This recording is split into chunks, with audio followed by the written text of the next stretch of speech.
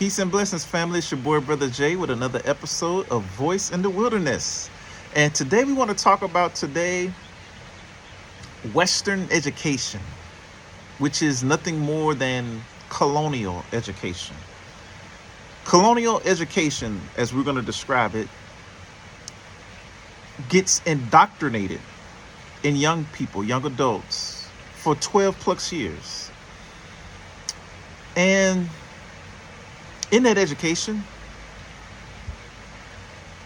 it is reinforced that African people, people of African descent, are subordinate or in a subordinate position in the world, and that the European and the white people are superior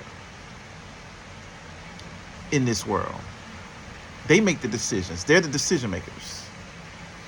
Kwame Nkrumah talks about this when he's trying to rally the people to take over their independence of Ghana.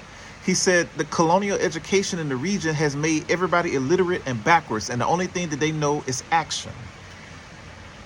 Walter Rodney explains in How Europe Underdeveloped Africa that colonial education was to reinforce economic, political, and social dependency on Europeans. It was not taught to motivate the young people to explore their inner genius in them, to bring it out of them, to help them become independent and sovereign.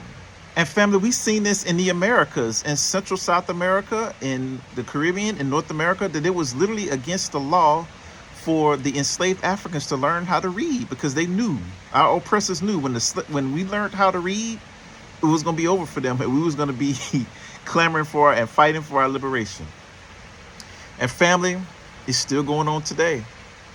And the only way we can counter this is through independent research and study from reliable resources.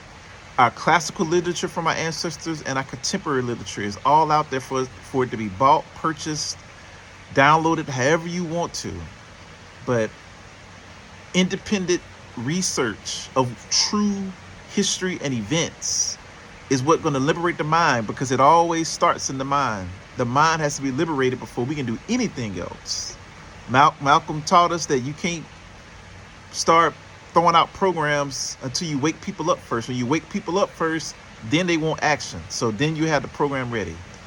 So family, again, I highly encourage, use your own thoughts with your own independent research and study from credible resources. That is what's going to liberate your mind, and that's what's going to force us into action. Peace and love, family. Voice in the Wilderness.